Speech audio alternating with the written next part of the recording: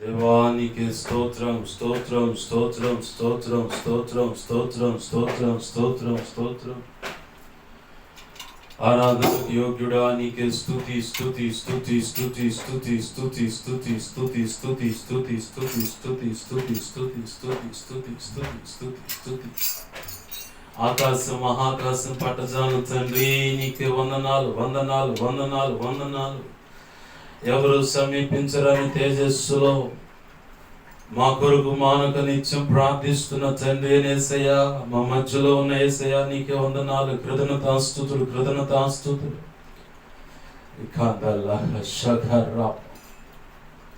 యేసయ్యా నీకే స్తోత్రం స్తోత్రం స్తోత్రం స్తోత్రం స్తోత్రం స్తోత్రం స్తోత్రం స్తోత్రం స్తోత్రం స్తోత్రం స్తోత్రం స్తోత్రం స్తోత్రం. నీ వారసత్వముకై నా జయము కోరింది నీవేనని, అత్యున్నతమైన సింహాసనమును నాకిచ్చుటలో నీకు, నీ వారసత్వముకై నా జయము కోరింది నీవేనని, అత్యున్నతమైన సింహాసనమును నాకిచ్చుటలో నీకు అసాధ్యమైనది ఏమున్నది, అసాధ్యమైనది ఏమున్నది, అసాధ్యమైనది ఏమున్నది, అసాధ్యమైనది ఏమున్నది.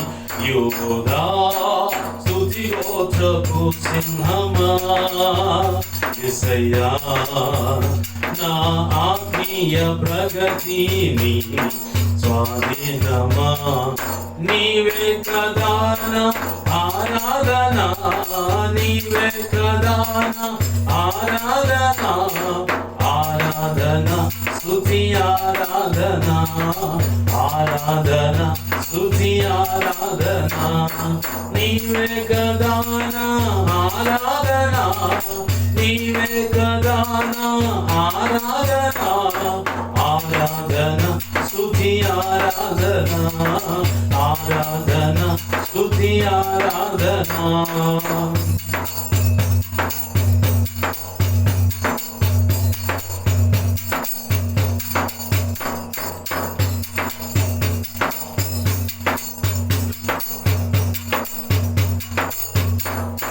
నీ ప్రజల నెమ్మదికై రాజాగమర్చింది నీవేనని, అహమును అణచి అధికారులను అహముల చేసిన నీకో, నీ ప్రజల నెమ్మదికై రాజాగమర్చింది నీవేనని, అహమును అణచి అధికారులను అహముల చేసిన నీకో, అసాధ్యమైనది ఏమున్నది, అసాధ్యమైనది ఏమున్నది, అసాధ్యమైనది ఏమున్నది, అసాధ్యమైనది ఏమున్నది. యోధా స్తుతి గోత్రపు సింహమా యేసయ్యా, నా ఆత్మీయ ప్రగతిని స్వాధీనమా, యోధా స్తుతి గోత్రపు సింహమా యేసయ్యా, నా ఆత్మీయ ప్రగతిని స్వాధీనమా, నీవే కదాన ఆరాధన, నీవే కదాన ఆరాధన, ఆరాధన స్తుతి ఆరాధన, ఆరాధన స్తుతి ఆరాధన, నీవే కదాన ఆరాధన, నీవే కదాన ఆరాధన, ఆరాధన స్తుతి ఆరాధన, ఆరాధన స్తుతి ఆరాధన.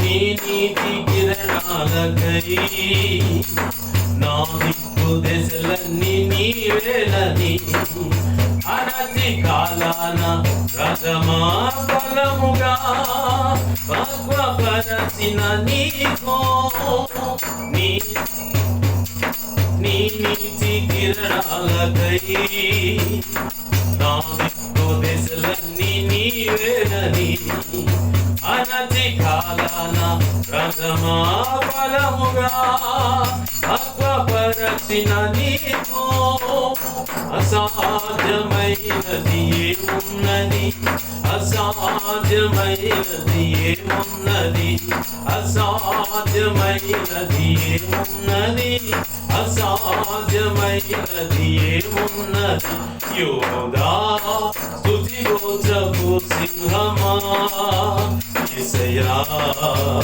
నా ఆత్మీయ ప్రగతిని స్వాధీనమా యోధా స్తుతి గోత్రపు సింహమా యేసయ్యా నా ఆత్మీయ ప్రగతిని స్వాధీనమా నీవే కదా నా ఆరాధన నీవే కదా నా ఆరాధన ఆరాధన స్తుతి ఆరాధన ఆరాధన స్తుతి ఆరాధన నీవే కదా నా ఆరాధన నీవే కదా నా ఆరాధన ఆరాధన స్తుతి ఆరాధన ఆరాధన స్తుతి ఆరాధన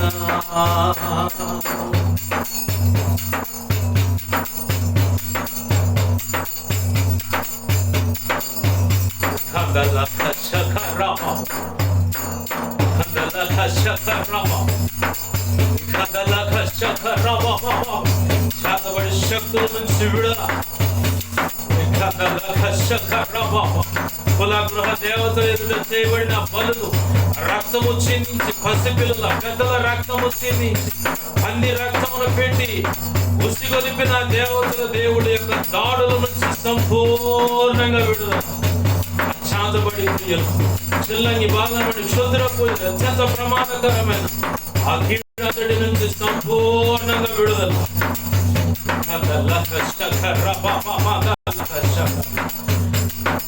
గర్భం దాల్చినటువంటి ఆడపిల్లల మీద ఆ గర్భంలో ఉన్నటువంటి శిశువుల మీద చేయబడ్డ కీడంతటి నుంచి విడుదల యేసు నామములో విడుదల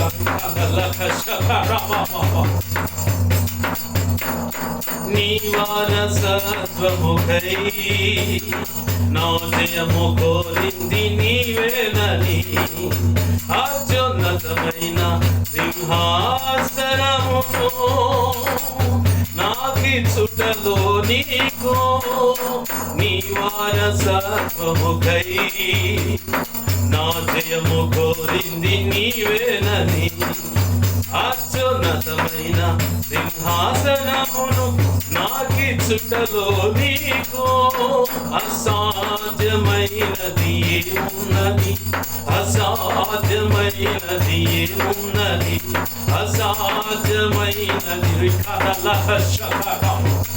పిల్లల భవిష్యత్తు పాడైపోవాలి జీవితాలు పతనమైపోవాలని దీర్ఘకాలంగా చేయబడుతున్నటువంటి అశాంతపడి క్రియల నుంచి విడుదల విగ్రహాలు ఎదుట కుల గృహ దేవతలు ఎదుట ఆ కొండ దేవాలయాల ఎదుట చేయబడిన బలులు అర్పణలన్నిటి నుంచి ఆ కీడంతటి నుంచి సంపూర్ణంగా విడుదల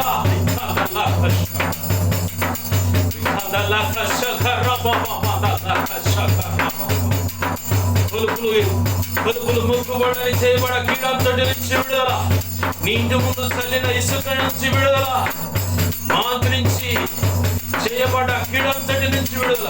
నీ ఇంటిపై ఉన్నటువంటి ఆ ఇసుక, ఆ కీడు, ఆ మంత్రించినటువంటి శక్తుల యొక్క కీడు వస్తువుల నుంచి విడుదల. దహించు అగ్నిగా వచ్చాడు యేసయ్య. దహించు అగ్నిగా ఈ కాలిలో పట్టణంలో సంచరిస్తా ఉన్నాడు. ఈ కీడుల చేత విరిపించబడుతున్న ప్రతి గృహంలో ఉన్నాడు. ప్రతి కీడంతటిని లయపరుస్తున్నాడు నా ప్రభు. ఆయన బలమైన సన్నిధిగా ప్రసన్నతను నింపుతా ఉన్నాడు. ఆయనే ఇక్కడ ఉన్నాడు.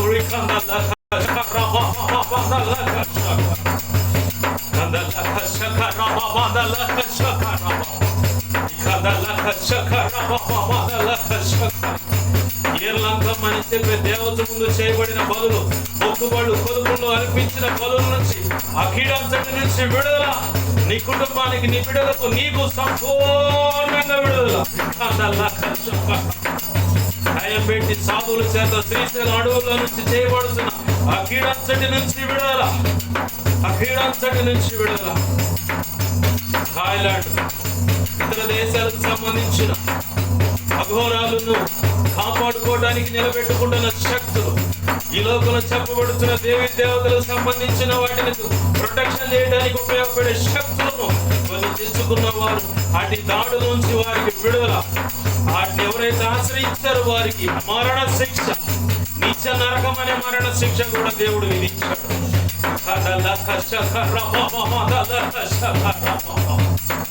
దీన్ని ఎవడు తప్పించలేవు. నువ్వు నమ్ముకున్న గృహ దేవతలు తప్పించలేవు.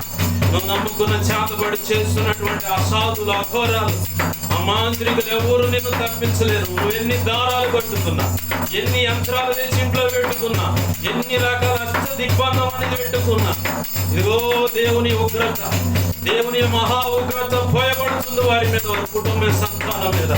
ఆ కుటుంబాలు శపించబడ్డాయి, ఆ వంశాలు శపించబడ్డాయి. మగ దిక్కు లేకుండా దేవుడు తుడిచివేస్తున్నాడు. ఇది దేవుని శాసనం.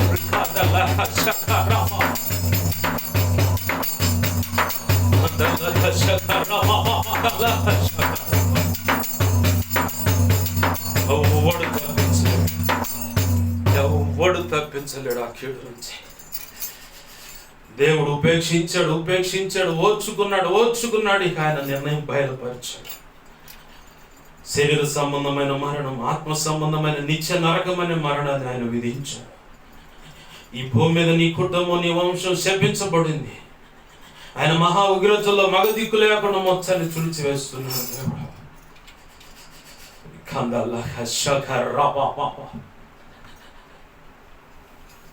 నీకే స్తోత్రాలు యేసయ్యా. నీకే స్తోత్రాలు.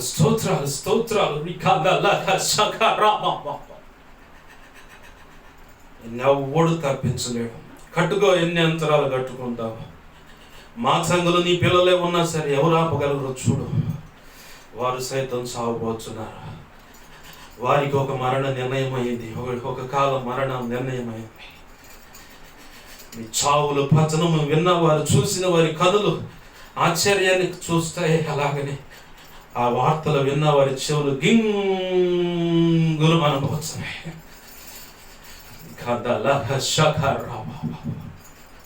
సేవకుడా సరి చేసుకొని దేవుని పాదాలు పట్టుకుంటే నువ్వు క్షమించబడతావు. లేదంటే నీకు కూడా ఇదే శిక్ష నిర్ణయింపబడింది.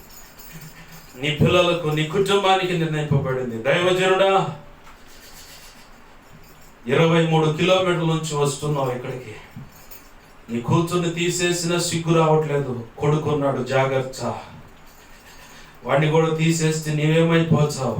కానీ వాడిని తీసేడు కానీ మీ ఇద్దరిని చంపేస్తాడు దేవుడు, మార్చుకోకపోతే మీ పద్ధతిలో.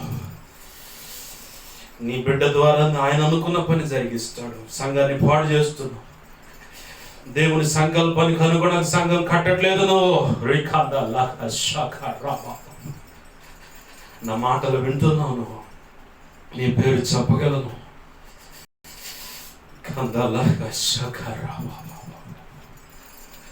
గుంటూరు దిశగా నరసరావుపేటకి 23 కిలోమీటర్ల వ్యత్యాసంలో అక్కడి నుంచి వస్తున్నావు నువ్వు. ఇంకా చెప్పాలంటే కారు ఉంది, బైక్ ఉంది. నీ పేరైతే చెప్పను కానీ దేవుని సేవ పాడైపోతుంది. అందుకే చెప్పకూడదు అంటున్నాడు దేవుడు.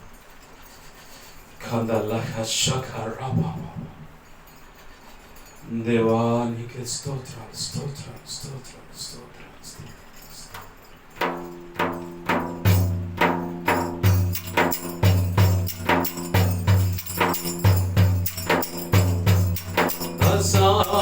అసాధ్యమైనది ఏమున్నది అసాధ్యమైనది ఏమున్నది అసాధ్యమైనది ఏమున్నది అసాధ్యమైనది ఏమున్నది అసాధ్యమైనది ఏమున్నది అసాధ్యమైనది ఏమున్నది యోధా స్తుతి గోత్రపు సింహమా యేసయ్యా నా ఆత్మీయ ప్రగతిని స్వాధీనమా యోధా స్తుతి గోత్రపు సింహమా యేసయ్యా నా ఆత్మీయ ప్రగతిని స్వాధీనమా నీవే గదాన ఆరాధన నీవే గదాన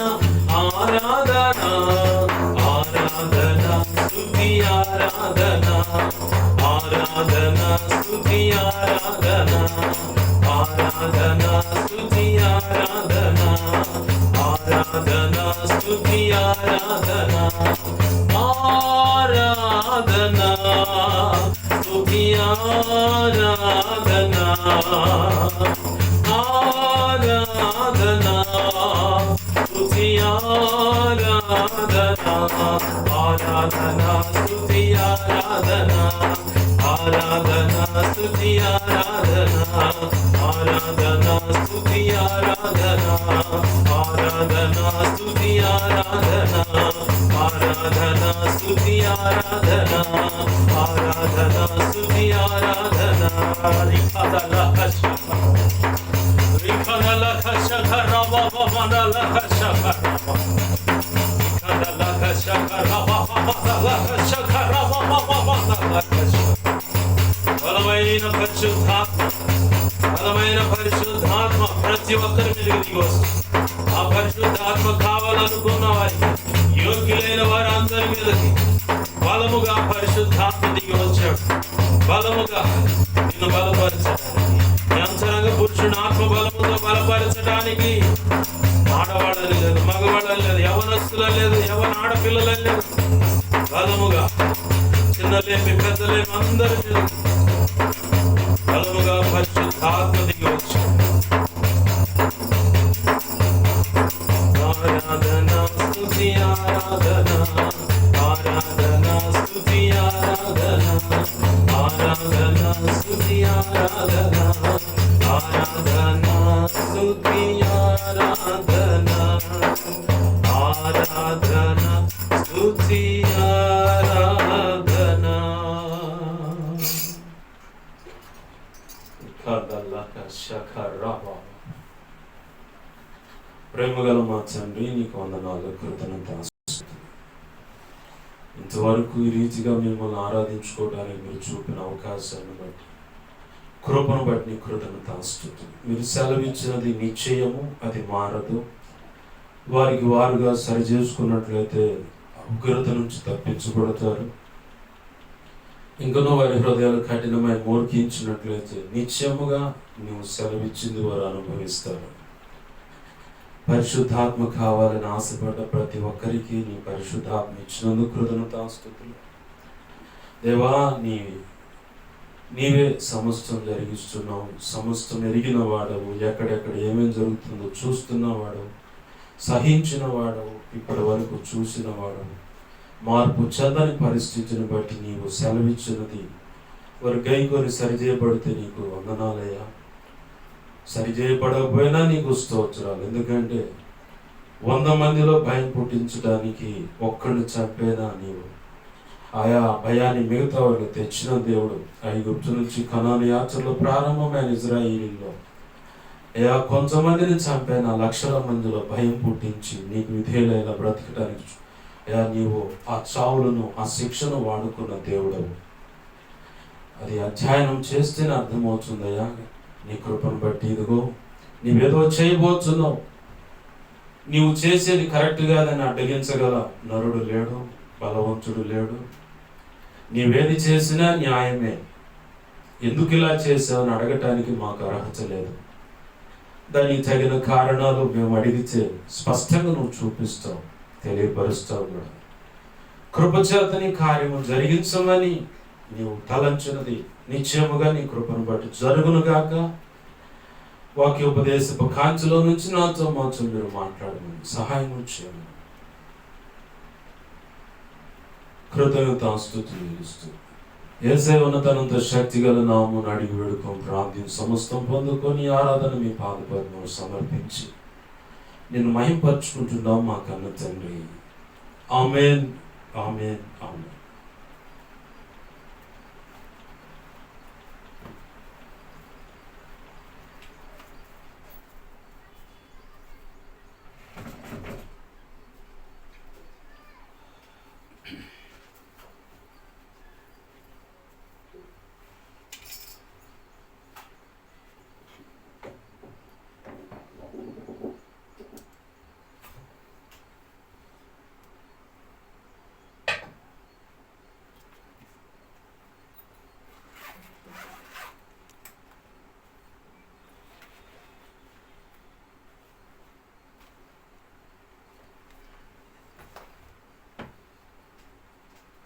దేవునికి మహిమ కలుగును గాక.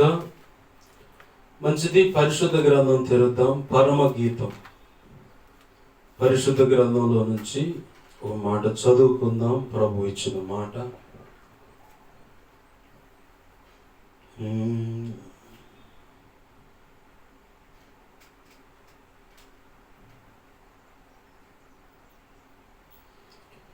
పరమగీతము 1వ అధ్యాయము 8వ వచనంలో మొదటి మాట నేను చదువుతున్నాను. నారీమణి. ఆమేన్. చిన్న మాట ప్రార్థన చేసుకుందాం.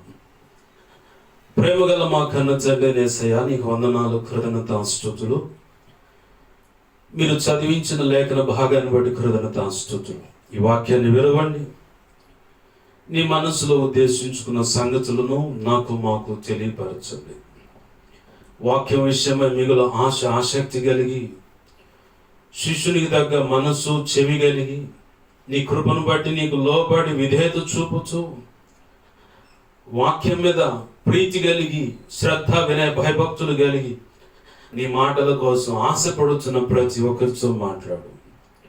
వారి అంతరంగాన్ని వారు బాగుగా ఎరిగి, దేవుడు నాతో ఏం మాట్లాడతాడని, శిక్ష అనుమతిస్తాడా, ఏ విషయంలో నన్ను సరి చేసుకోమంటాడని చెప్పని ఎదురు చూస్తున్న బిడ్డలతో కూడా నువ్వు మాట్లాడు. నా భవిష్యత్ ఏంటి ప్రశ్నార్థకంగా ఉంది అని చెప్పని అనుకుంటున్న వారితో నువ్వు మాట్లాడు. సేవ చేయాలనుకుంటున్న వారితో మాట్లాడు. సేవ చేస్తున్న వారితో మాట్లాడు. సేవలు దిగజారిపోయి పతనవ స్థితి అనుకుంటున్న వారితో మాట్లాడు.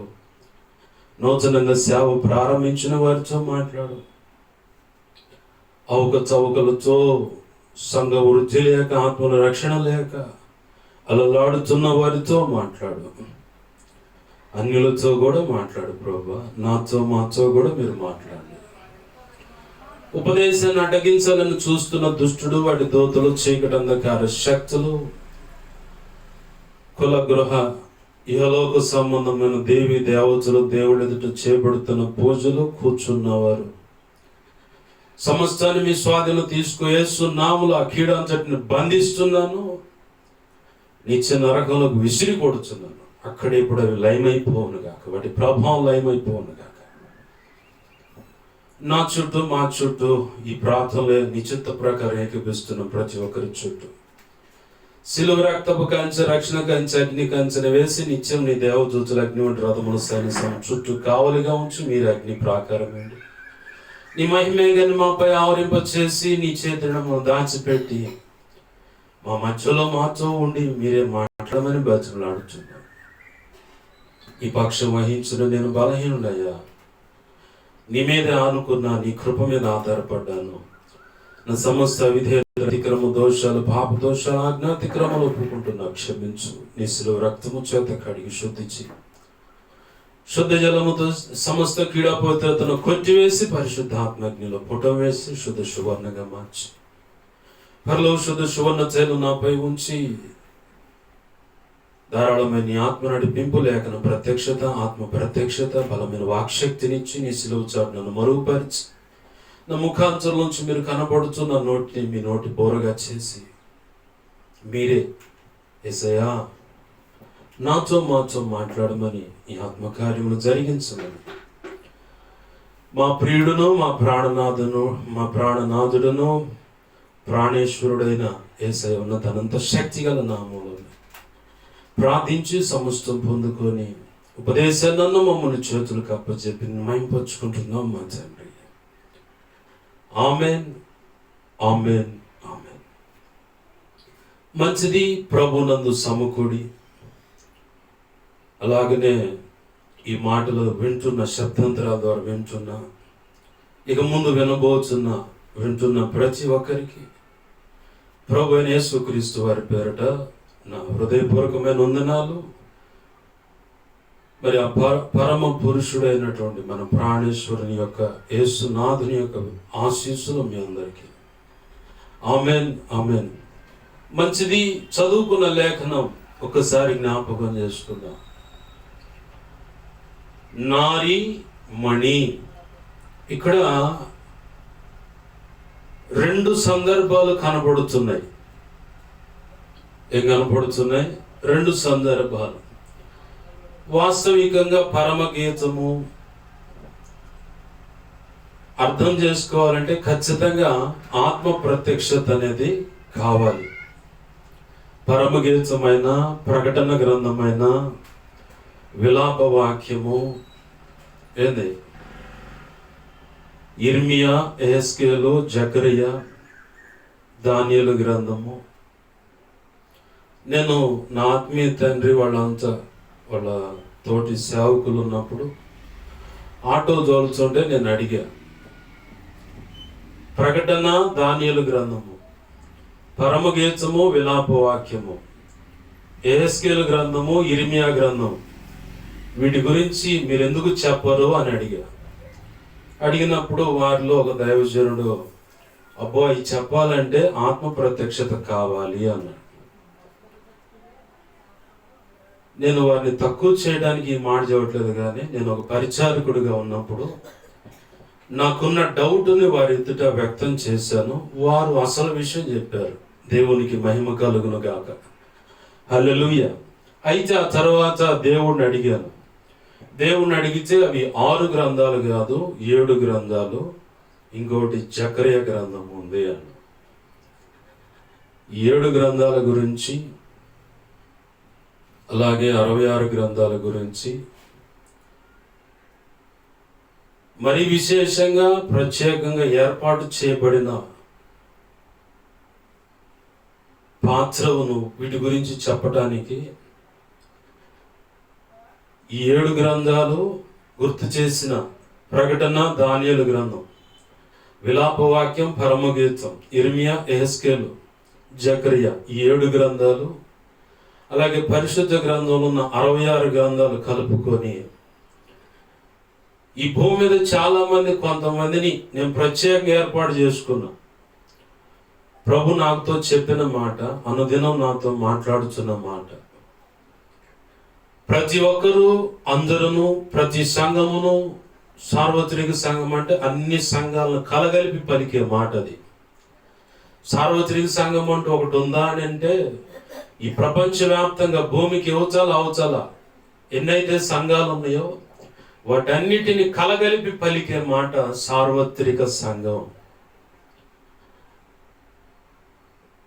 ఈ విషయాలు చెప్పడానికి కొంతమందిని ప్రత్యేకంగా ఏర్పాటు చేసుకున్నాను, సంపూర్ణలు అవటానికి, సంఘాలైనా వ్యక్తులైనా.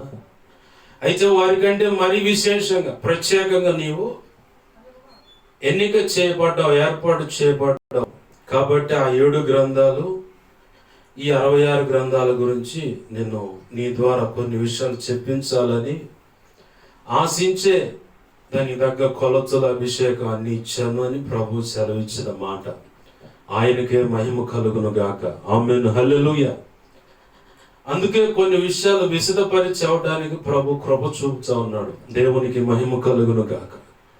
హల్లెలూయా. అయితే చదువుదాం మరొకసారి మూలవాక్యం. నారీ మణి. వాస్తవికంగా నారి అంటే స్త్రీ. నారి అంటే స్త్రీ. మగువ అన్న స్త్రీయే, మగువ అన్నగన స్త్రీయే. నారి స్త్రీయే, ఆడ మనిషి అంటారు. ఇవన్నీ పర్యాయ పదాలు అన్నమాట. బైబిల్లో సంస్కృత అనువాదం ఎక్కువగా ఉంది. సంస్కృతానికి సంబంధించిన పదజాలమే ఎక్కువగా వ్రాయబడింది. ఎందుకంటే ఈ బైబిల్ గ్రంథం తెలుగులో అనువాదించడానికి ఆనాడు వచ్చిన మిషనరీలు ఈ హెబ్రీ భాషను లేదా లాటిను అలాగనే ఈ భాషలో నుంచి గ్రీకు, లాటిను, హెబ్రీ భాషలో నుంచి ఈ బైబిల్ని ఇంగ్లీషు ఆయా భాషలోకి తర్జుమా చేయబడింది. ఆ ఇంగ్లీష్నే ఈ భారతదేశంలో ఉన్నటువంటి పండితులకు ఆ మిషనరీలు నేర్పి దానిలో నుంచి ఆ ఇంగ్లీషు పదంలో నుంచి తెలుగు అనువాదం అంటే వారు మరి పండితులు బ్రాహ్మణ్స్ కాబట్టి సంస్కృతం అనే తెలుగుని ఎక్కువగా ఉపయోగపడి సంస్కృతం ఉంది. దాంట్లో ఎక్కువ పదాలు మనము తెలుగు మాట్లాడంగానే ఎక్కువగా సంస్కృతమే మాట్లాడుతూ ఉంటాం. వాటిలోదే సంస్కృత పదంలో నుంచి వచ్చింది నారి అనే మాట. ఈ బైబిల్ తెలుగులోకి ఎలా అనువాదించారంటే మిషనరీలు వచ్చి బ్రాహ్మిన్స్కి ఆ ఇంగ్లీష్ నేర్పి ఆ తర్వాత ఆ ఇంగ్లీషు దాంట్లో నుంచి తెలుగు అర్థం ఏంటో ఇలాగా వాటి విషయాలు నేర్పుకొని ఈ బైబిల్ తెలుగులోకి తర్జుమా చేశారు. కాబట్టి బైబిల్లో ఎక్కువగా సంస్కృతానికి సంబంధించిన పదాలు ఉంటాయి. సంస్కరణ అనే మాట కూడా సంస్కృతమే.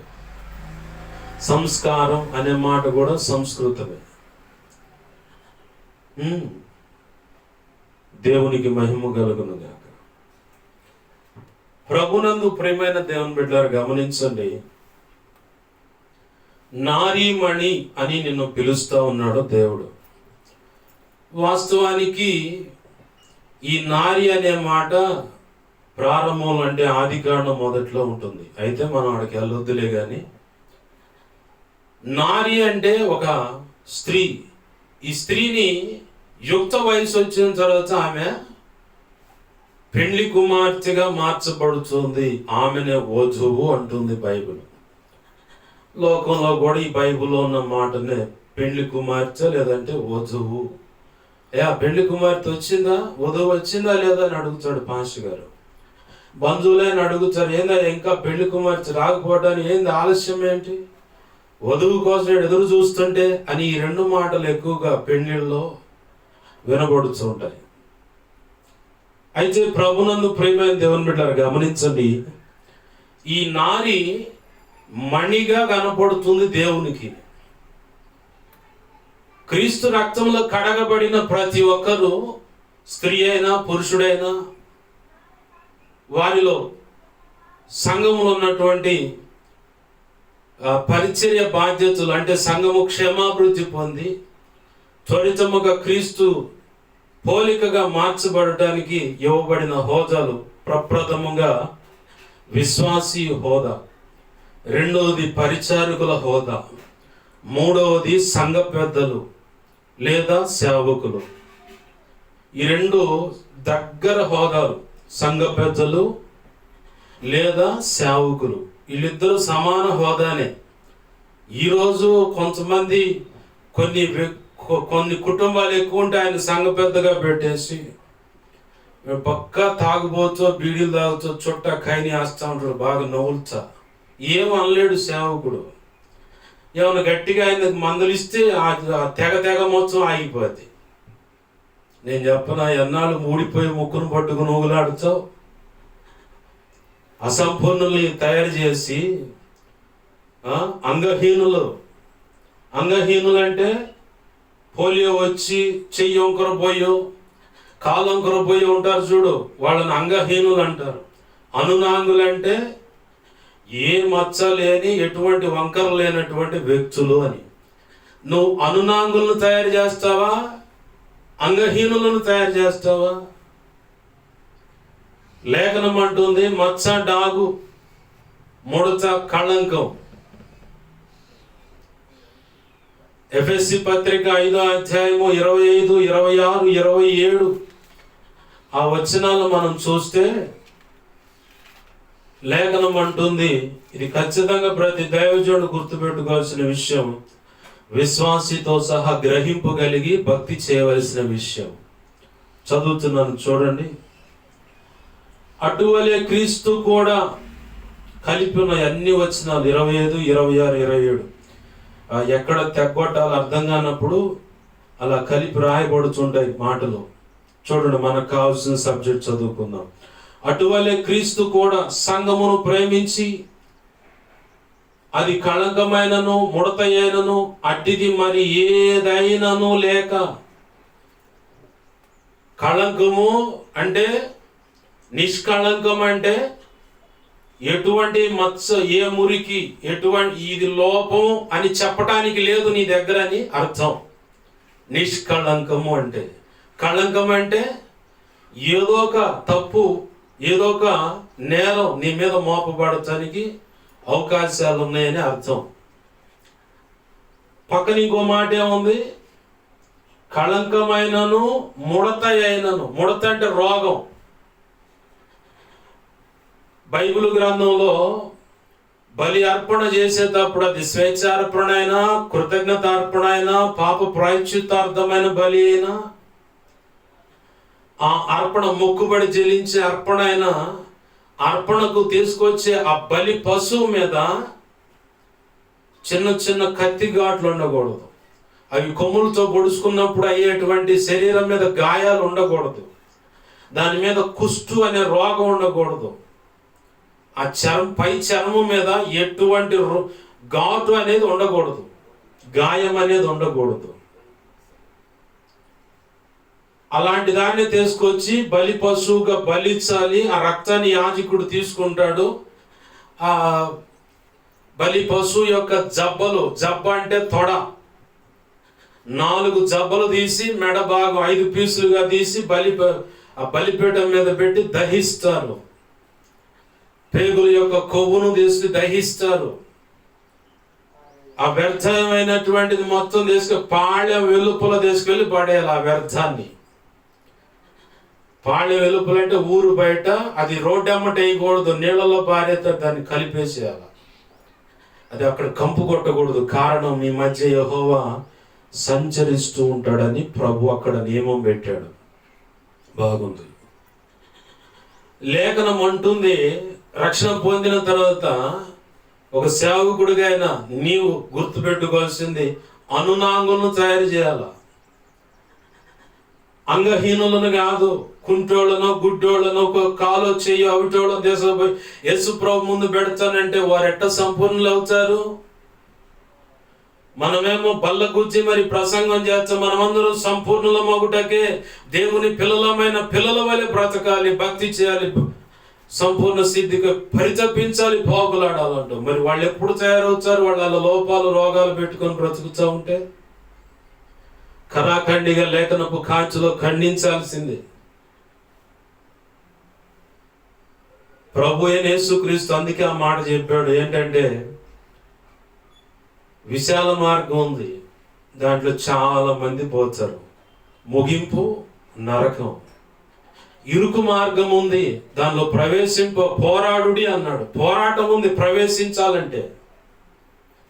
దానిలో ప్రవేశించాలంటే పోరాటం ఉంది. ఏం పోరాటం?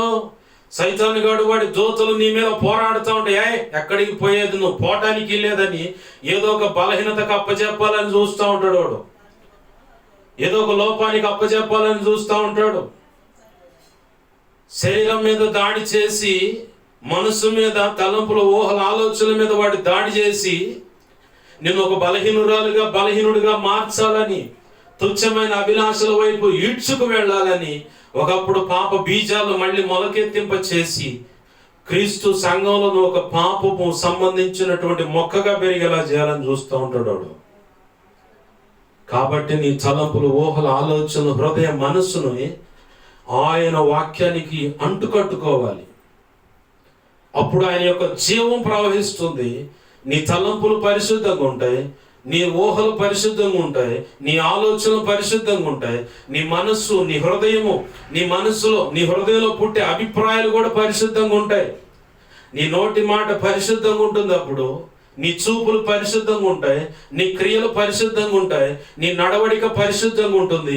నువ్వు కూర్చోటమైన, లేవటమైన, వస్త్రధారణ, సమస్త ప్రవర్తనలో క్రీస్తును పోలి కనబడుతుంటావు. క్రీస్తు ప్రతిబింబంగా, క్రీస్తు పరిమళ సువాసనగాను, సాక్షిగా నువ్వు కనపడుతుంటావు. ఆమేన్, హల్లెలూయా. వాడు ఏ కాడికి నిన్ను ఈడ్చుకు వెళ్ళటానికే ప్రయత్నం చేస్తూ ఉంటాడు వాడు.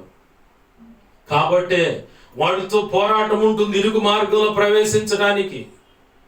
ఇది ఒక కోణం అయితే వాడు వచ్చి నీ తల్లిలోనో, తండ్రిలోనో, అన్నలోనో, చెల్లిలోనో, వదినలోనో, అత్తలోనో, మేనత్తలోనో, మామయ్యలోనో, మేనమామలోనో, తాత, నాయనమ్మో, అమ్మమ్మ, తాత, ఎవరో కూడా తోర్చడు. కుల పెద్దల్లోనో ఎవరో కూడా తోర్చడు. వచ్చి దూరిగా భక్తి అంట, భక్తురాలు బయలుదేరింది, భక్తుడు బయలుదేరింది అని ఇక పుల్లపోట్లు మాట్లాడుతూ నేను కృంగదీస్తూ ఉంటారు. ఇదొక రకమైన పోరాటం. దేవుని యొక్క దయా సంకల్పం నీకు పర్టికులర్గా అర్థమై ఆయన తెలియపరిచుంటే, రహస్యం ఆయన నిన్ను అభిషేకించి ఉంటే, ఆ అభిషేకాన్ని దొంగిలించడానికి వాడు దాడి చేస్తూ ఉంటాడు. అదొక రకమైన దాడి. ఆ దాడిలో ఎట్లా ఉంటుందంటే, మానసికంగా విసిగిపోయి నిన్ను నువ్వు ఆత్మహత్యకు ప్రేరేపించబడి, ఉరిపోసుకొని చేస్తే బాగుండు, విషం తిని చేస్తే బాగుండు, ఎలుకల మందిని చేస్తే బాగుండు, పోయాడు కాలువలోనో, నుయ్యిలోనో, గొయ్యిలోనో, రైల్వే ట్రాక్ చూసుకొని పోయాడు పడుకుంటే అయిపోద్ది క్షణంలో. ఈ సమస్యలే ఉండవని వాడే ఆలోచించి నిన్ను లాకపోవడానికి ప్రయత్నం చేస్తాడు. ఎందుకంటే నీ ద్వారా దేవుని యొక్క సంకల్పం గొప్పది. ఆ గొప్ప సంకల్పం నెరవేర్చబడాలంటే నీవు ఉండాలి. నీ ఉంటే ఆ పని జరుగుద్ది. కాబట్టి దాన్ని ఎలాగైనా వాడు చెడగొట్టాలి. కాబట్టి నేను ఆత్మహత్య వైపుగా ప్రేరేపిస్తాడు. కొంతమంది నీ కుటుంబ సభ్యులను భ్రష్టులుగా మార్చేయడానికి ప్రయత్నం చేస్తాడు. నీకు మనశ్శాంతి ఉండనీయడోడు, నెమ్మది ఉండనీయడోడు, వాళ్ళ క్షోభను అనుభవించేలాగా దినదినము గాయపడుచు సభ్య సమాజంలో సువార్త చెప్పాలంటే నా కుటుంబం ఎలా ఉంటే, నా కుటుంబీకులు ఎలా ఉంటే, నా తోడ పుట్టిన వాళ్ళు ఎలా ఉంటే, నా కడుపును పుట్టిన వాళ్ళు ఎలా ఉంటే నేనేం సాక్ష్యం చెప్పగలను? ఈ మాటలన్నీ నీలో పుట్టించి సువార్త చెప్పకుండా ఆపేస్తాడు. దేవుని పనికి ముందుకు రాకుండా ఆపేస్తాడు. వాడికి ఉన్న లక్షణం అది చెడగొట్టడమే వాడి పని. కాబట్టి వాడికి నాశన పాత్రుడు, నాశన పుత్రుడు అని పేరు పెట్టి. ప్రభునందు ప్రియమైన దేవుని బిడ్డలారా గమనించండి. కొంతమందికి డౌట్, ఇన్ని గాయాలు అవుతుంటే ఎట్లా నెమ్మదిగా ఉండగలుగుతున్నావు? మేమో చచ్చిపోతామయ్యా, మా వల్ల అయితే కాదని. నేను చెప్పనా, నా ప్రభు యొక్క దయా సంకల్పం నాకు పర్టికులర్గా తెలిసిన కాడ నుంచి, అంతకంటే ముందుగా ఆయన దయా సంకల్పంలోకి నేను వస్తానన్న గ్రహింపు సైతాను గాడికి కలిగిన ఆ సమయం నుంచి నన్ను ఎలాగైనా చంపటానికే వాడు ప్రయత్నం చేశాడు. అర్థమవుతుందా? ట్రావెల్స్లో కార్ డ్రైవర్కి వెళ్ళినప్పుడు నిద్రమోచులో కొన్ని కిలోమీటర్లు తోలాను బండి. నిద్రమోచులో బండి స్టీరింగ్ లెఫ్ట్కి పోయాలి నిద్రమోచున్నవాడు. విచిత్రం ఏం తెలుసా, ఆ రోడ్డు మార్జిన్ దాకా పోద్ది బండి దిగటానికి. ఆడ మెలుగు రాగలి వెంటనే రైట్ కట్ చేస్తా. ఆ రైట్ కట్ చేసేటప్పుడు నా పక్కన ఏ వాహనం రాదు. మళ్ళీ వాల్వోలు 120 కిలోమీటర్లు గంటకు 100 కిలోమీటర్ల స్పీడ్ పోవాలంటే బండి గంటకు 100 కిలోమీటర్లు రీచ్ అవ్వాలంటే 120 కిలోమీటర్ల స్పీడ్ బండి తోలితేనే గంటకు 100 కిలోమీటర్లు వాళ్ళు రీచ్ కాగలుగుతారు. అంత స్పీడ్లో ఉన్న బండి ఏది నాకు తగలకుండా, ఆ బండికి ఈ బండి అటువైపు అట్టా అనుకోకుండా ఇట్టా అనుకోకుండా, కార్ డ్రైవింగ్ అప్పుడు కానీ, టాటా ఏసీ డ్రైవింగ్ అప్పుడు కానీ నన్ను చంపడానికి ఎన్ని ప్రయత్నాలు చేశాడో వాడు. 95, 96 ఆ సమయంలో మా జీబు తిరగబడింది. నేనే దోల్చున్న నిద్ర మోచులో తోలితే తిరగబడింది, పోయి లంకలో చెరువులో పడ్డది. నా పైన సీటు, దానిపైన బ్యాటరీ. ఆ యాసిడ్ వచ్చి నా మీద పడకుండా నన్ను కాపాడిన విధానం. ఈ లోకంలో ఈ నర్సరావుపేట పట్టణంలోకి వచ్చిన తర్వాత ప్రేమ అనే ఆ మచ్చులో దిగి అసలు ముఖ పరిచయాలే తప్ప మాటలు లేవు, చేయి పట్టుకొని తిరగటాలు ఏ వ్యవహారాలు లేవు. దాని విషయంలోనే చచ్చిపోయేంతగా ప్రేమని తీసుకుపోయేవాడు, నన్ను చంపాలని సైతాన్ గాడు. కానీ అప్పుడు కూడా నా ప్రభు నాకు తోడై ఉన్నాడు. ఆమేన్, హల్లెలూయా. నా ప్రభు పట్టుకొని వచ్చాడు. ఆ రోజు ఆయన ఏమేం చెప్పాడో, ఏమేం చూపించాడో కలలో, అవి నేను అక్షరాలు ఈరోజు చూస్తున్నాను. కొన్ని నెరవేరటం నేను చూస్తూ ఉన్నాను. దేవునికి మహిమ కలుగును గాక. హల్లెలూయా. వాడు ఎలాగే నిన్ను చంపటానికే ప్రయత్నం చేస్తాడు. ఆ కోణంలో నా హృదయానికి ఎన్ని లోతైన గాయాలు కలగాలో అన్ని గాయాలు అయ్యాయి. ఇక ప్రభు చిత్తమై ముందున్న రోజులు అవ్వాలని ఆయన నిర్ణయిస్తే అవుతాయి. ఎందుకు అంత స్థిర నిశ్చయత గాయాలకైనా వేదనకైనా నువ్వు ఇష్టపడుతున్నావు? అంత సంసిద్ధత కలిగి, అంత స్థిరమైన మనసు కలిగి, ఆ బాధల్లో వేదనలో అంత ఉత్సాహంగా ఉజ్జీవంగా దేవుని ఎలా ఆరాధిస్తున్నావంటే, ఆయన దయా సంకల్పం ఎరిగిన వ్యక్తులు ఆ సంకల్పంలో అడుగులు వేస్తున్నప్పుడు సైతానుగాడు వచ్చి ఎలా నిన్ను దాడి చేస్తాడో అది గ్రహింపు కలిగిన వ్యక్తులు ఈ రీతిగానే ఆరాధన చేసుకుంటూ పరిశుద్ధాత్మలో ఆనందిస్తారు. ఆమేన్, హల్లెలూయా. నాకు తెలుసు ప్రభు నాకు నిర్ణయించిన ఆశీర్వాదం, ఆ బహుమతి నాకు తెలుసు. ఆయన సంకల్పం నాకు తెలుసు. ఆడు ఎలా వచ్చి సైతానుగాడు దాడి చేస్తాడో నాకు తెలుసు. కాబట్టి ప్రభు తోడై ఉన్నాడు కాబట్టి సైతాను తీసుకొచ్చిన నష్టాలన్నీ నాకు మేలుగా మార్చి, వాస్తవికంగా నా తోడ పుట్టిన వారిని వాడు నరకానికి ఈడ్చుకు వెళ్ళాలని ప్రయత్నం చేశాడు. నా ప్రభు మంచంలో పెట్టి అక్కడ చెవులు మెలేసినట్టుగా ఆయనతో సమాధానపరుచుకొని నిత్యత్వానికి చేర్చుకున్నాడు. ఇంతకంటే సంతోషం ఏముందండి? వాళ్ళు పోయారని ఆడవాలా? అమ్మవాళ్ళు నా పక్కన లేరని ఆడవాలా? నీ పక్కన ఉంటారు, సైతాన్ గారు చెప్పినట్టు వింటారు, పోయి నరకంలో పడతారు. నువ్వు పరలోకంలో ఉంటే వాళ్ళు నరకంలో ఏందిరా అబ్బాయి, ఏందిరా ఈ పని చేసినట్టు, అప్పుడు బాగుంటుందా?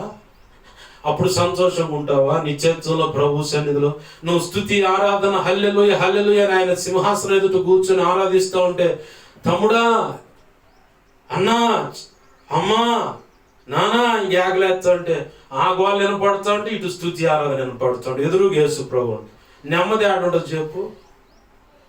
నా ప్రభు చేసే గాయములో, ఎడబాటులో, ఒక కొమ్మ తీసేసే విషయంలో న్యాయం ఉంటుంది. ఆమేన్, హల్లెలూయా. అది గుర్తెరిగిన వాడు నిశ్చంతగా శుభప్రదమైన నిరీక్షణ కలిగి, చంచల బుద్ధి లేక స్థిరత్వమైన మనస్సు కలిగి ఆయన వైపు చూస్తూ భక్తి సాధన చేసుకుంటూ ముందుకెళ్ళిపోతాడు. ఆమేన్, హల్లెలూయా.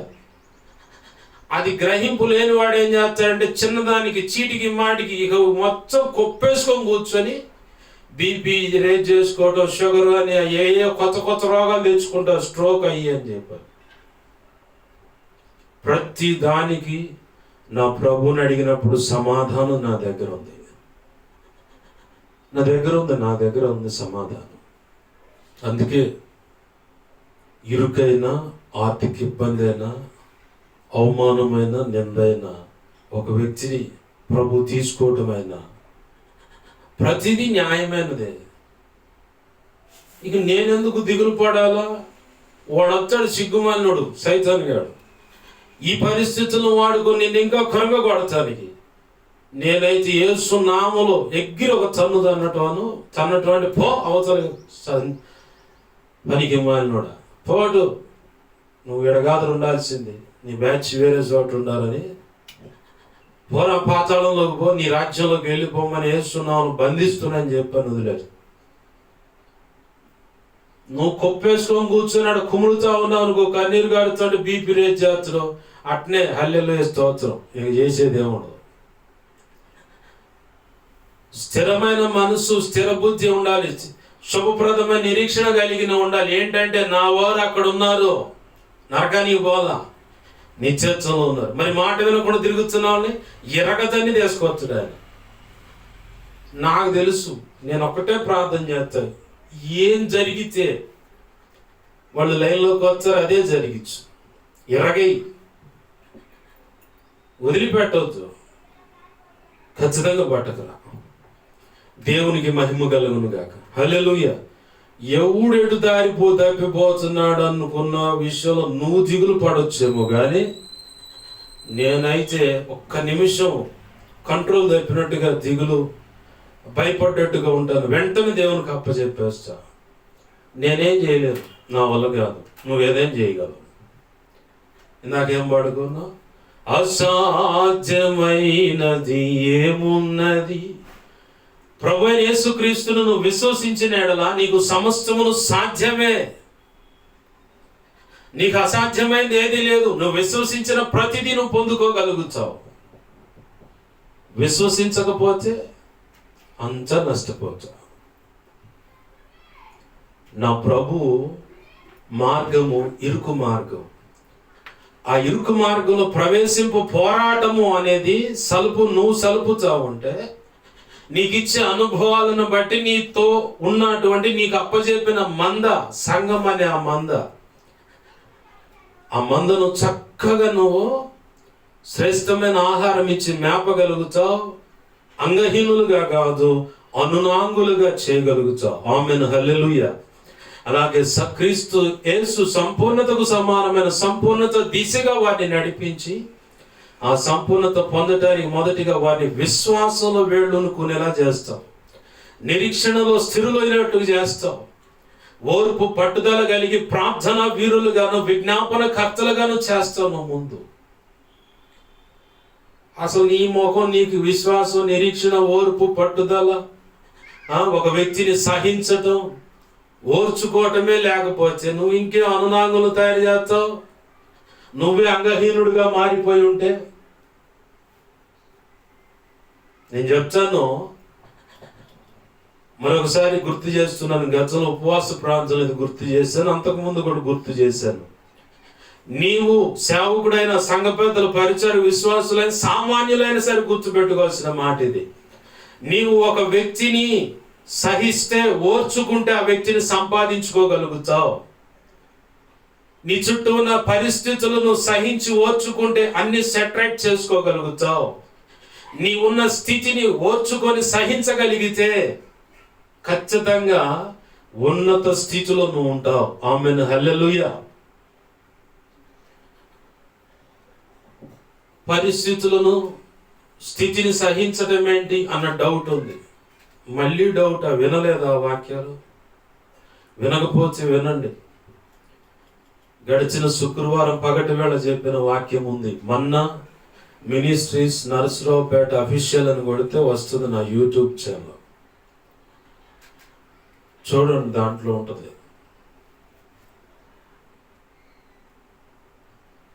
వ్యక్తిని సహించడం అంటే తాగుబోతు బర్చుండు.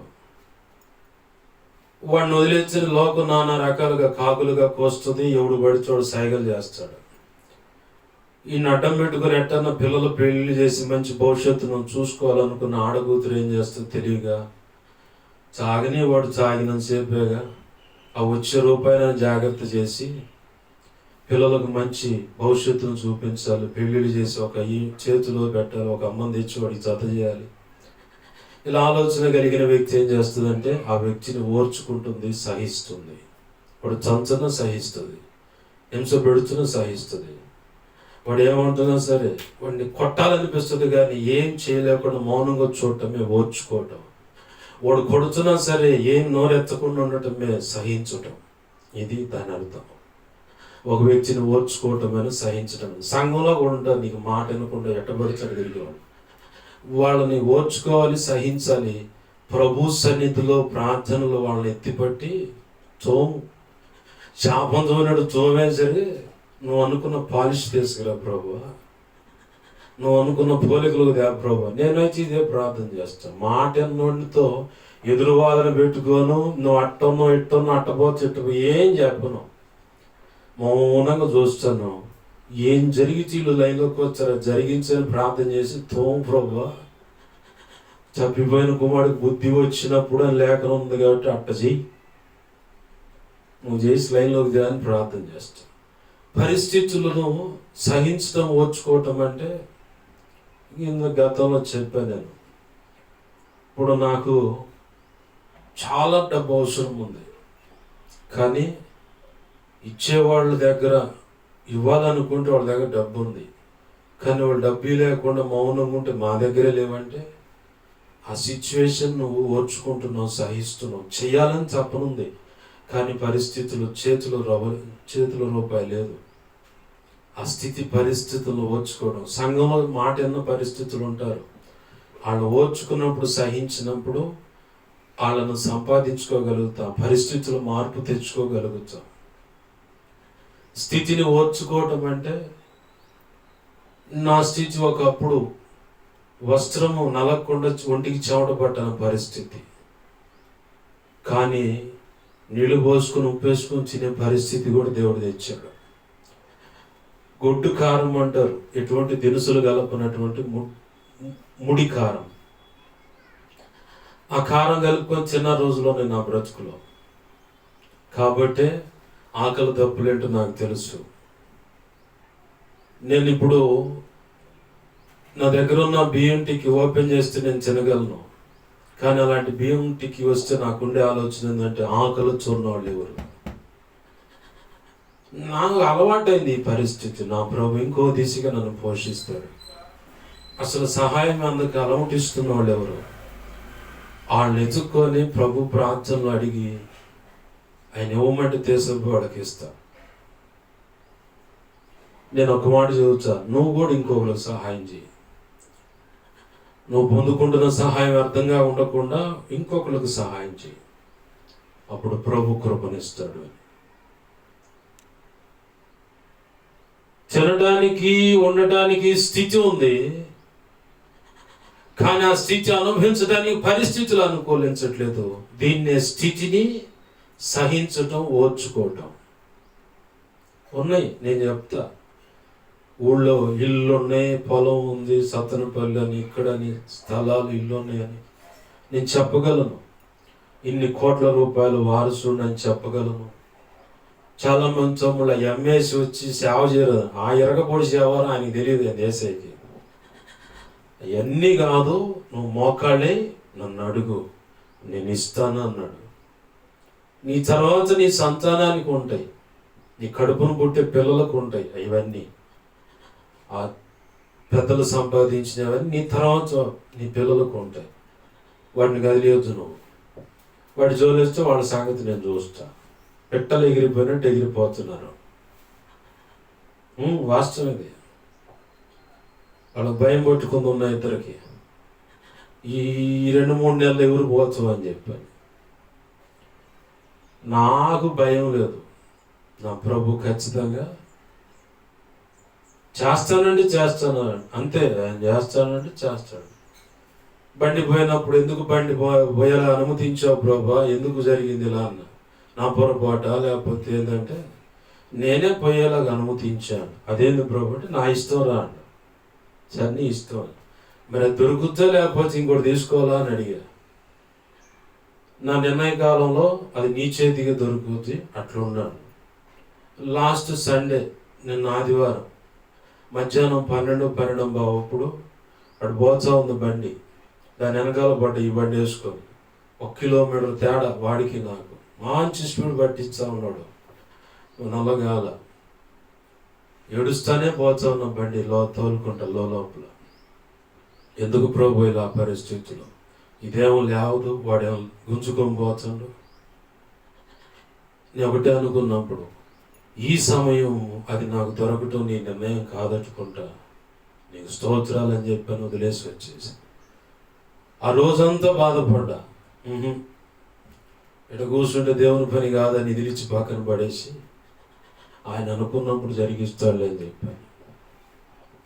వీటినే పరిస్థితిని సహించడం, ఓర్చుకోవటం అంటారు. ఇప్పుడు అర్థమైందా? ప్రభునందు ప్రేమ దేవుని బిడ్డలారా, ఈ అనుభవాలు ఖచ్చితంగా దైవజనుడికి ఉండాలి. తిమోతి పత్రికలో అట్టుకుంటూ మాట ఉంది, దైవజనుడు కీడును సహించుచు. మొదటి తిమోతి పత్రిక 2వ తిమోతి పత్రిక 2 తిమోతి 2వ అధ్యాయము 24, 25, 26 వచనాలు కలిపి ఉన్నాయి. నేను చదువుతున్నాను చూడండి. అందువలన సాతాను తన ఇష్టము చొప్పున చెరపట్టిన వీరు వాని యురిలో నుండి తప్పించుకొని మేలుకొందురేమో అని ప్రభు యొక్క దాసుడు అట్టి వారిని సాత్వికముతో శిక్షించుచు, జగడమాడకంటే గొడవాడకుండా అందరి ఎడల సాధువుగాను బోధింప సమర్థుడుగాను కీడును సహించువాడుగాను ఉండవలెను. సాత్వికముతో శిక్షించడం అంటే మృదువుగా దెబ్బ కొట్టకుండానే వారి విషయంలో కటువుగా కనపడచ్చు, వారిని సరి చేసుకుంటూ పట్టుకు రావటం. ఇది నీలో లేకపోతే నువ్వు సంఘంలో సక్సెస్ చూడలేవు. నువ్వు ఒకవేళ దేవుని సంఘంలో నేను సేవకులను తయారు చేయాలంటే నువ్వు ముందు శిష్యుడు కావాలి. శిష్యునికి తగిన చెవి, మనస్సు, లోబడే బుద్ధి, విధేయత, వినమ్రత, నేర్చుకోవటం, దిద్దుకోవటం, లోబడటం, నిన్ను నువ్వు తగ్గింపు జీవితంలో ఉండటం. నాకంటూ స్వతంత్ర అభిప్రాయాలు ఏమి లేవు, ప్రభు సెలవిచ్చింది నేను చేయటమే. అంతకు మించి నేను ఆ గీటు క్రాస్ చేస్తే ఇక ఆయన లైన్లోకి వస్తాడు, దెబ్బలు పడుతుంది. కాబట్టి ప్రతి విషయంలో నిన్ను నువ్వు కంట్రోల్ చేసుకోవాలి. ప్రతి విషయంలో నీవు సిలువ వేయబడాలి, చచ్చిపోవాలి. ఇక లెక్క చెప్పాలంటే కోపంలో చచ్చిపోవాలి, అహంలో చచ్చిపోవాలి, గర్వంలో చచ్చిపోవాలి. నీ నోటి మాటలో కూడా, దురుస్తానంలో కూడా చచ్చిపోవాలి. అదేక ప్రేమ మాత్రమే కనపడాలి. ఆమేన్, హల్లెలూయా. అప్పుడు మాత్రమే ఒక వ్యక్తిని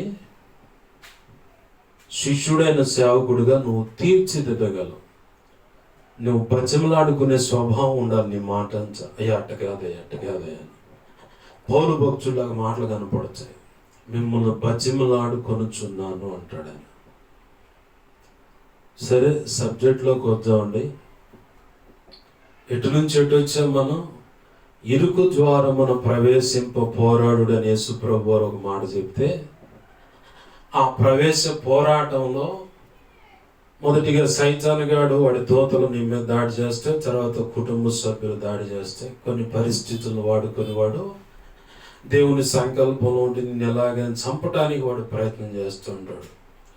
అలాగే ఒక సేవకులైన వాడు ఉండే విధానంలో ఏంటంటే సహించటం, వ్యక్తులను సహించి ఓర్చుకోవటం, పరిస్థితులను సహించి ఓర్చుకోవటం, నువ్వు ఉన్న స్థితిని సహించి ఓర్చుకోవటం.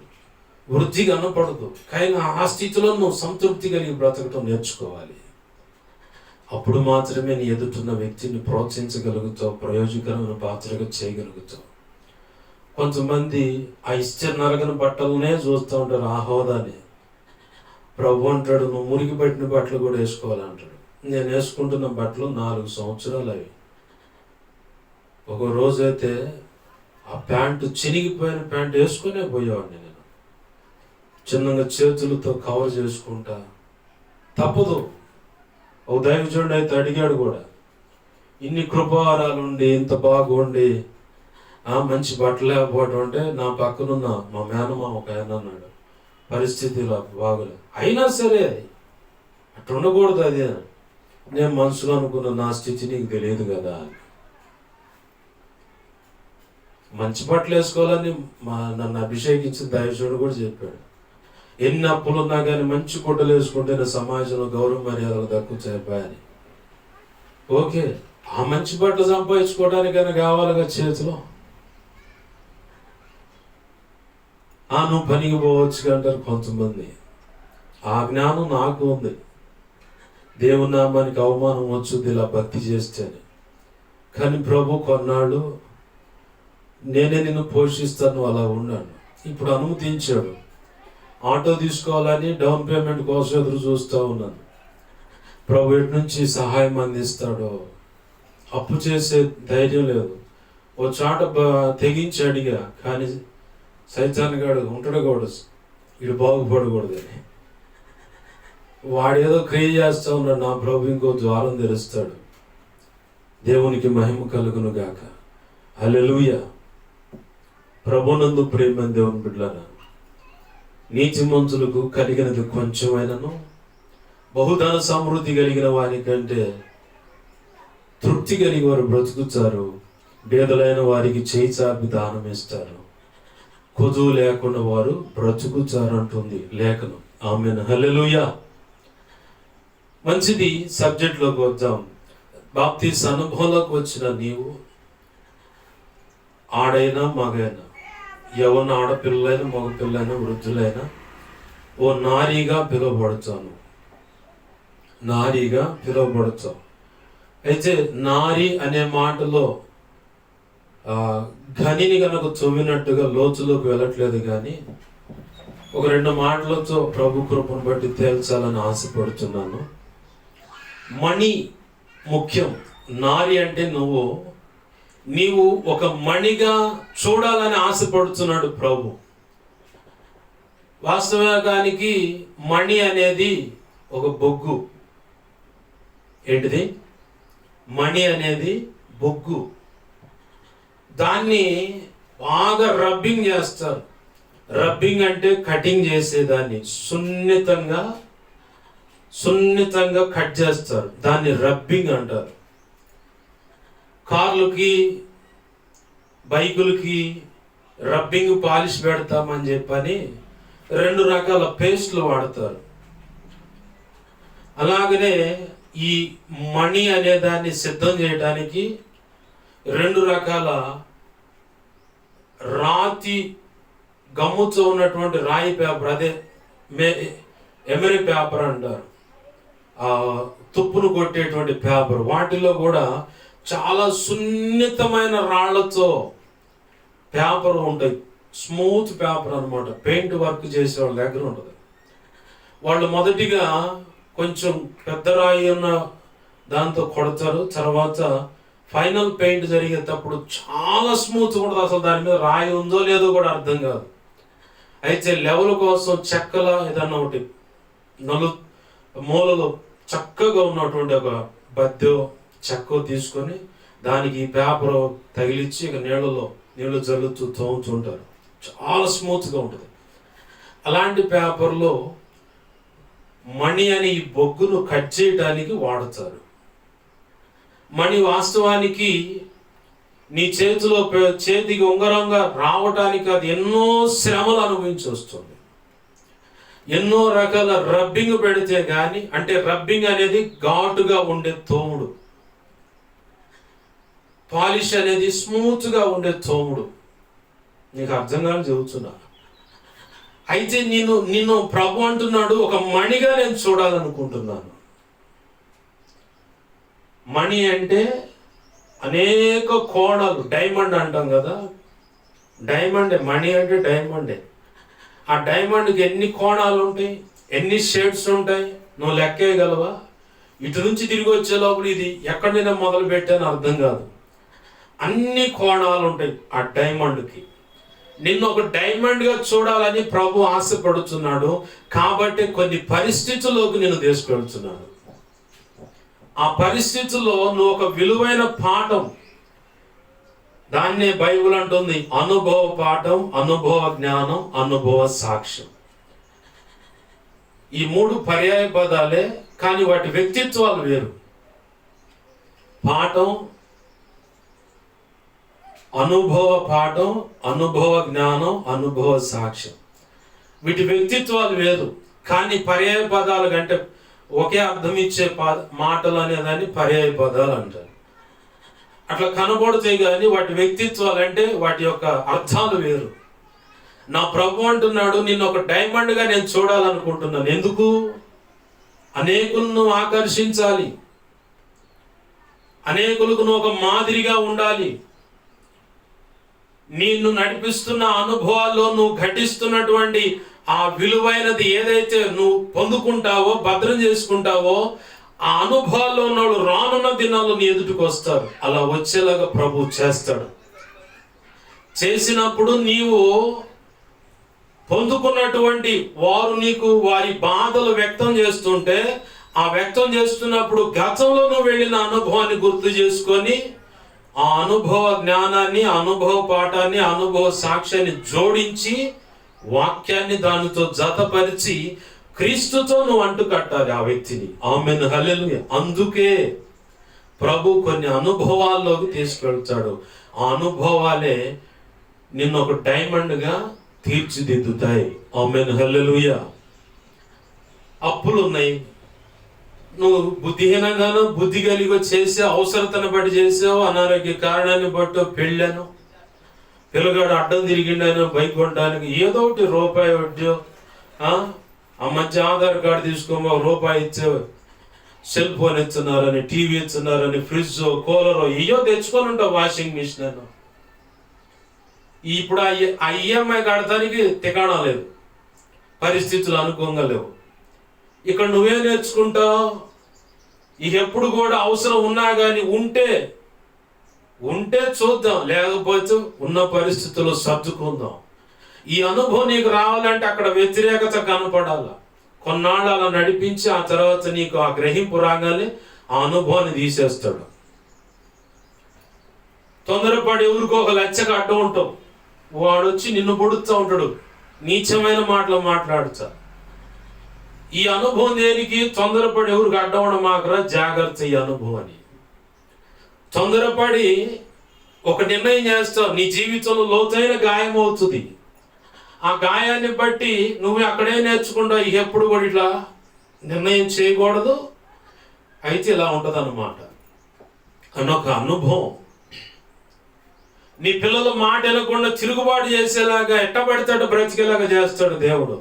ఎందుకంటే అలాంటి పరిస్థితులు ఎంతమంది ఉన్నారు, వారికి నీవు ప్రభు కృపను బట్టి ఆయన పాదాలు పట్టుకొని బతిమలాడినప్పుడు ఈ పిల్లలు సెటరేట్ అవుతారు చూడు. ఆ అనుభవ సాక్ష్యాన్ని ఇంకొక వ్యక్తికి ఉపయోగపడుతుంది. క్రీస్తు శ్రమలు నీకు నాకు ఉపయోగపడ్డట్టు, అపోస్తుల యొక్క శ్రమలు, అనుభవాలు నీకు నాకు ఉపయోగపడ్డట్టు, మన పూర్వీకులు ప్రభు సేవ చేసి ప్రభు సన్నిధికి వెళ్ళిపోయిన వారి యొక్క అనుభవ సాక్ష్యాలు, పుస్తకాలు చదివి అనుభవాన్ని మనం సంపాదించి తెలుసుకున్నట్టు, నిన్ను బట్టి కూడా అనేకులు ప్రభు చెంతకు రావాలి. కాబట్టి నువ్వు ఒక డైమండ్ అవ్వాలి. డైమండ్ అవ్వాలంటే కొన్ని పరిస్థితుల్లో నిన్ను ప్రభు నిలుపుతాడు, నడుపుతాడు, నలుపుతాడు. అక్కడ విలువైన సంగతులు బయటకు తెచ్చుకొని ఆయన అనుకున్న పని జరిగించుకుంటాడు. ఆమేన్, హల్లెలూయా. నేను చెప్పనా, పాటలు ఎన్ని రాశావు అంటారు కదా, నన్ను ఎంత నలిపించానో అన్ని రాసి ఉంటా. నాకు బాగా వేదన అనుకున్నప్పుడు కూడా ఏదో ఒక పాట గుర్తు చేసుకుంటా ఉంటా. లేఖనంలో కీర్తనకారుడి యొక్క కీర్తనలు గుర్తు చేసుకుంటా ఉంటా. ఏదో పాట ఎమ్మని మనసులో పరిశుద్ధాత్మ దేవుడు ఇది రాయి అనగానే వచ్చి టక కంజర్ తీసుకొని అర్థం కాదు. నేను అందుకే ఎవరికి చలబట్టుకొని చలగీకుండా నాకేం అర్థం కావట్లేదు నువ్వు అని. దేవునికి మహిమ కలుగునుగా. హల్లెలూయా. ప్రభునందు ప్రియమైన దేవుని బిడ్డలారా, గమనించండి, నిన్ను ఒక మణిగా ప్రభు కోరుకుంటున్నాడు.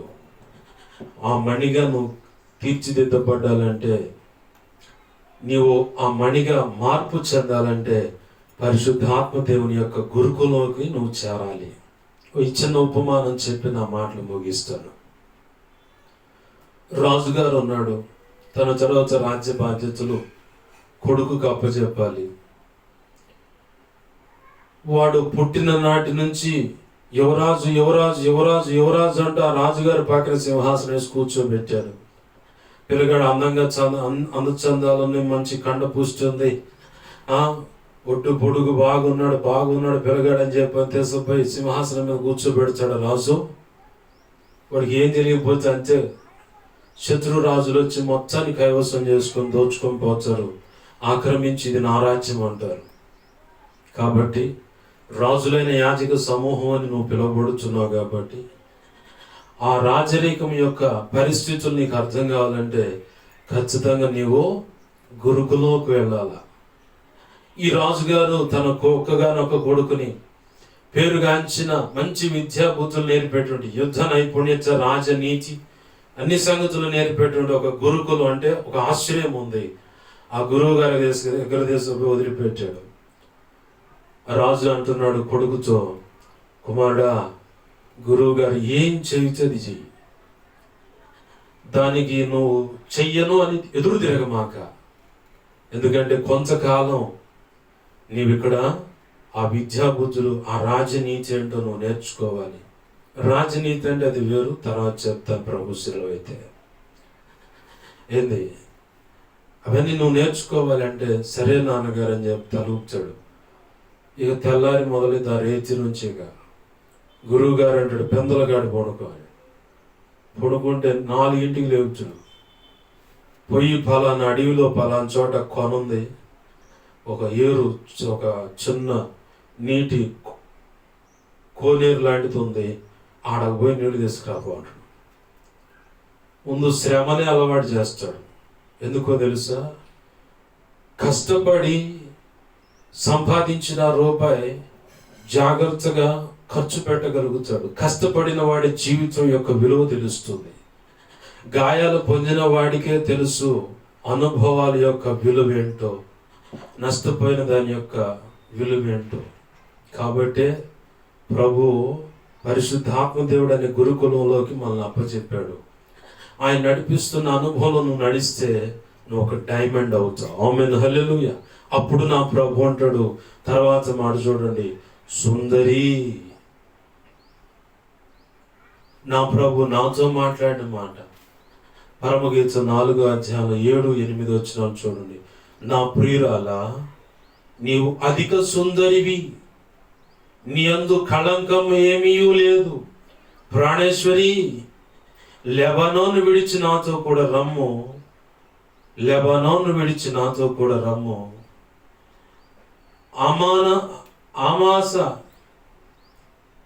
అమాన పర్వతపు శిఖరము నుండి, శనీరు హెర్మోనుల శిఖరము నుండి, సింహ వ్యాఘ్రము నుండి, గుహలు గల కొండలపై నుండి నీవు క్రిందికి చూచేదవు. సింహం అంటే అందరికి తెలిసింది. వ్యాఘ్రం అంటే ఏంది? పులి. పులులు, సింహాలు ఉండే ఆ గుహలు అంటే సైతాను గాడి తల చితకు జొక్కే పరిస్థితులు.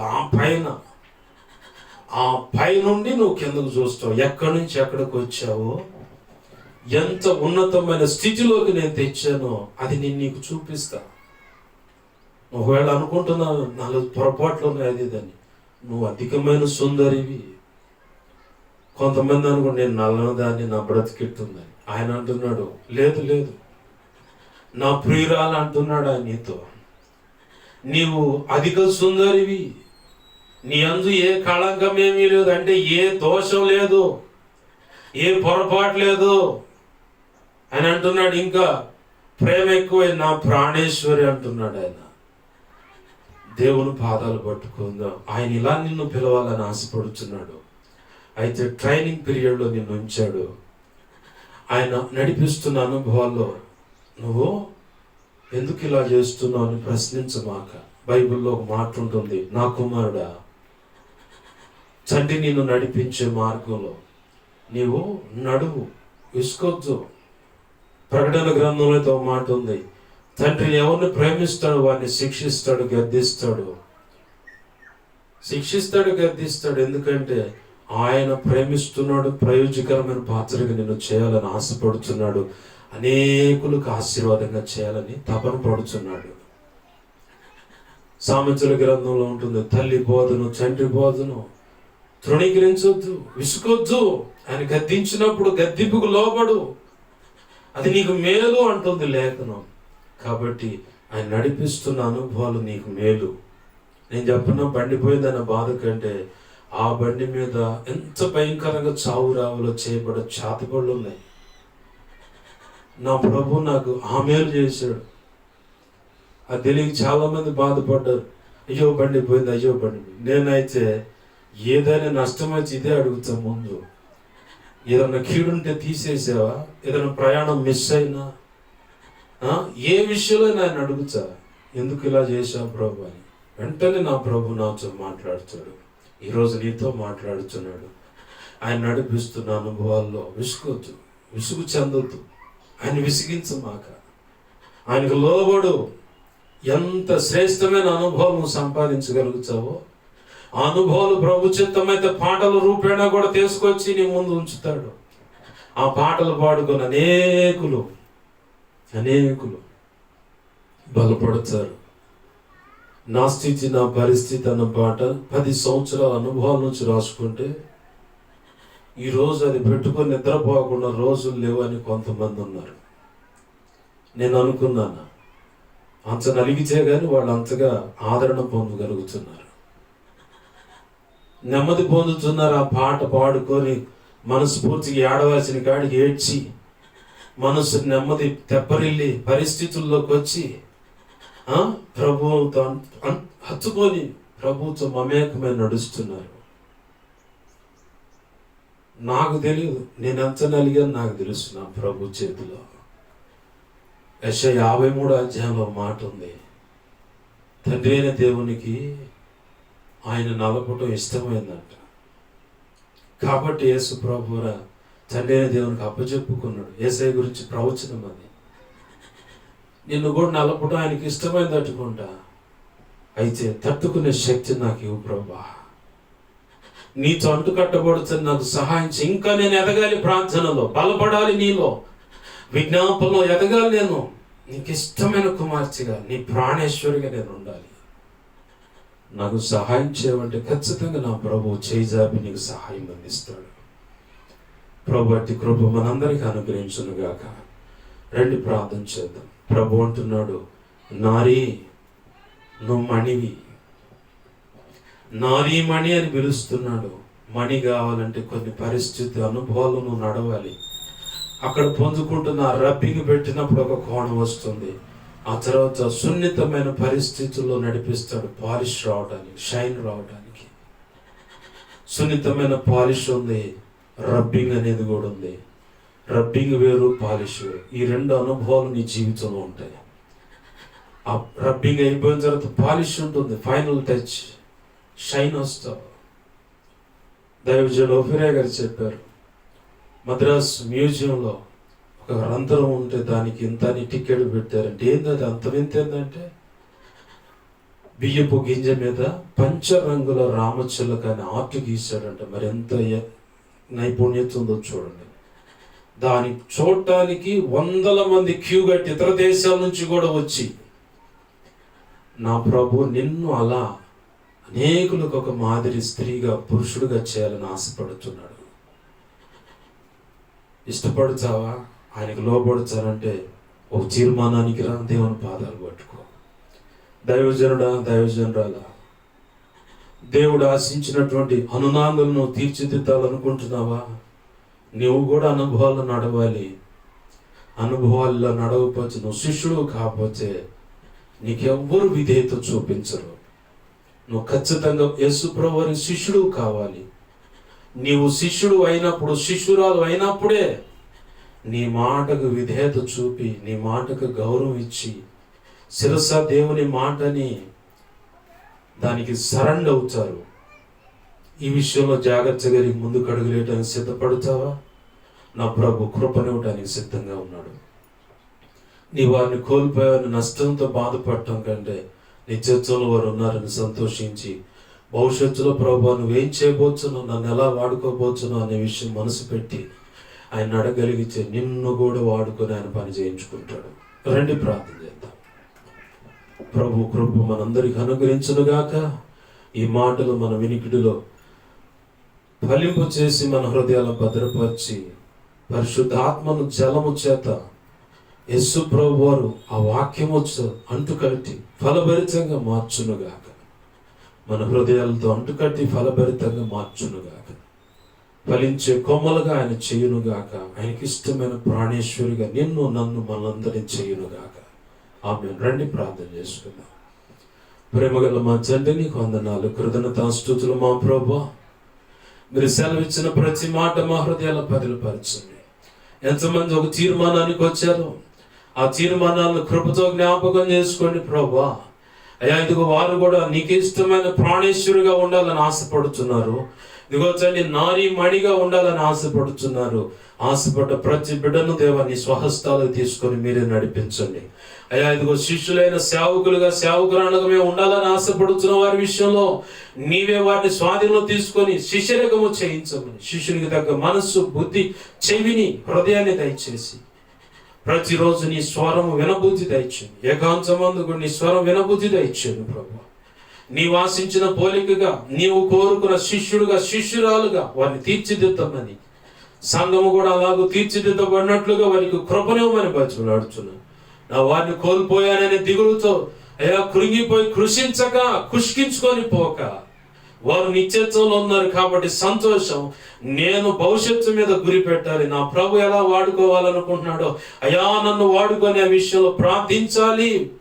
ప్రభుకు ఖర్చు అవ్వాలని ఆశ కలిగి ముందుకు సాగాలంటున్న ఆ విషయంలో ఎంతమంది తీర్మానంకి వచ్చారో వారిని కూడా ఆశీర్వదించి అంగీకరించండి. అన్ని విషయాలు కృపనివ్వమని, కార్యం జరిగించమని, ఈ వారంలో ఉన్న సంఘ క్రమాలు, సాయంకాలం వేళ జరిగే ఆరాధనలో కూడా మీరు చూడండి. క్రమంగాను మర్యాదగాను జరగడానికి సహాయం చేయండి. అయ్యా, నాకు మాకు మా మీద ఇంకెవరికైనా కళల్లో, నిద్రలో, దర్శనం, స్వప్నాలు చూపించబడ్డ సమస్త చీకటి శోధనుడి ప్రభావం నీ సన్నిధిలో పెడుతున్నాను. యేసు నామములో వాటి ప్రభావాన్ని బంధిస్తున్నాను, లయపరుస్తున్నాను. బంధించి లయపరిచిన కృతజ్ఞతాస్తుతులే.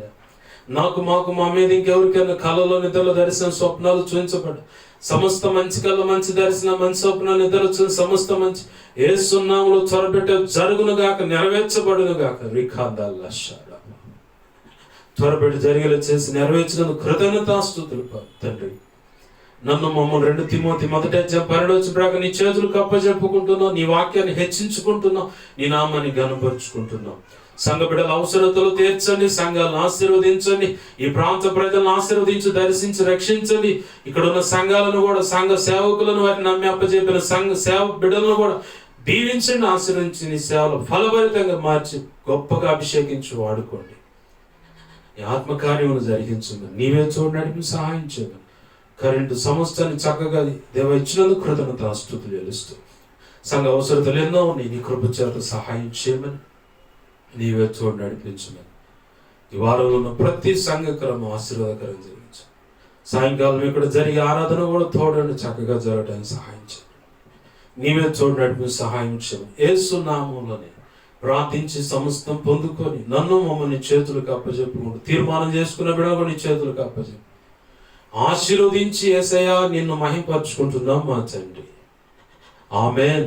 ఇప్పుడు మన తండ్రి అయిన దేవుని ప్రేమయు, ఆయన ప్రియకుమారుడైన యేసుక్రీస్తు వారి కృపయు, పరిశుద్ధాత్మ దేవుని అన్యోన్య సహాయ సహవాసము సమకూడిన ఓ తీర్మానానికి వచ్చిన ఈ ప్రాంతంలో ఏకీభిస్తున్నా, ఇక ముందు ఏకీభించబోతున్నా ఈ ప్రాంతంలో ఉన్న సంఘాలు, సంఘ బిడ్డలకు, సేవకులు, వారి కుటుంబ సభ్యులకును, ఈ ప్రాంత ప్రజల రక్షణార్థమైన, అలాగనే ప్రభు ప్రేమించి ఇచ్చిన పరిచర్య ప్రారంభించబడిన సంఘాలు, సంఘ బిడ్డలకును ప్రార్థిస్తున్న, ఆర్థికంగా అన్ని విధాలు సహకరిస్తున్న వారికి, సార్వత్రిక సంఘంలో ఉన్న సకల పరిశుద్ధులకును నిత్యత్వము చేరు పర్యాంతరం సదాకాలము చూడండి. నారీమణిగా తీర్చిదిద్ది సుందరిగా గుర్తించి ప్రియురాలుగా, ప్రాణేశ్వరిగా ఆయన హత్తుకునేలాగా చేయునుగాక.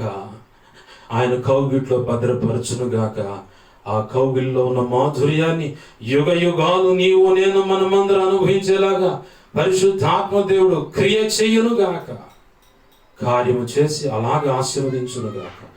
అలాగే ఆశీర్వదించిన యేసయ్యకు కృతజ్ఞత, స్తుతి, ఘనత, మహిమ, ప్రభావాలు చెల్లునుగాక.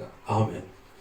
యేసు రక్తమునకేచి, ప్రభేసు రక్తమునకేచి, ప్రభేసునామను సంపూర్ణమైన విజయం కలుగునుగాక. అపవాది వాడి దోతలు, చీకటి, అంధకార శక్తుల క్రియలు అవి ఎంత ప్రమాదకరమైన మాంత్రిక ప్రయోగాలను ఈ లోక గృహ కుల గృహ దేవతలు దేవుళ్ళు అనబడి ఏ కీడును యేసునామములో వాటన్నిటికీ అనంతనాశనం, సర్వనాశనం, నిత్యనాశనం కలుగునుగాక. వాటిని ఆశ్రయించిన వారికి నీ చేతులకు అప్పజోతును యెహోవాయే. ఆమేన్. యేసు రక్తమునకి జయము, జయము, జయము. ఆమేన్. హల్లెలూయా, హల్లెలూయా, హల్లెలూయా. అందరికీ వందనాలు. ప్రభు యొక్క మహా ఉచిత కృప మనందరికీ చూడండి నడిపించునుగాక. ఆమేన్, ఆమేన్. అందరికీ వందనాలు.